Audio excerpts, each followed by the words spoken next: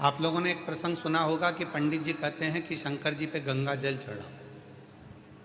अरे बोलो तो जम के, सुना है कि नहीं सुना? कई पंडित जी उन कहते हैं पूजन करने बैठे हो, गंगा का जल लाओ शंकर पे चढ़ाएंगे, गंगा जल लाओ शिव जी पे चढ़ाएंगे। कभी आपके मन में आया कि पंडित जी ने कहा कि गंगा का जल शिव जी को चढ़ाना है, गंगा का जल शंकर भगवान को चढ़ाना है? कभी विचार करा कि आपने पंडित जी से कहा, पंडित जी आप कह रहे हो कि गंगा का जल शिव जी को चढ़ाना है, पर गंगा तो शंकर भगवान के मस्तक पर बैठी हुई है, तो उनका जल उन्हीं को चढ़ाएंगे, यह कहाँ की रीति है? आप बोलो कि साधारण जल लिया, कुएं का जल लिया, बावड़ी का जल लिया, जाओ ये जल लेकर आओ शंकर भगवान को, पर आप कह रहे हो गंगा का जल चढ़ाएंगे। ये रीति कहां से आई?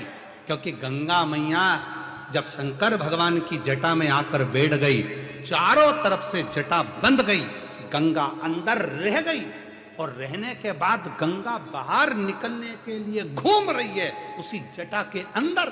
भागीरथ बाबा हाथ जोड़कर कहते हैं, भोले बाबा मेरे पूर्वजों के उद्धार के लिए गंगा को तो बाहर निकाल दो, वो तो पूरी की पूरी आप में समाहित हो गई।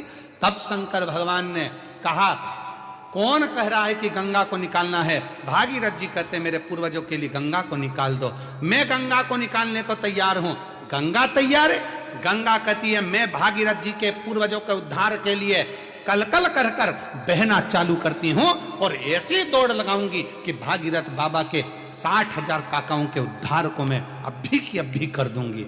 शिव जी कहने लगे, तेरी दौड़ में तुम मुझे दर्शन नहीं कर पाएगी, मुझसे नहीं मिल पाएगी।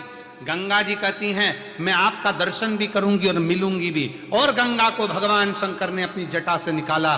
बहती हुई गंगा भागीरथ बाबा के यहाँ 60,000 काकाओं के उद्धार के लिए पहुंच गई।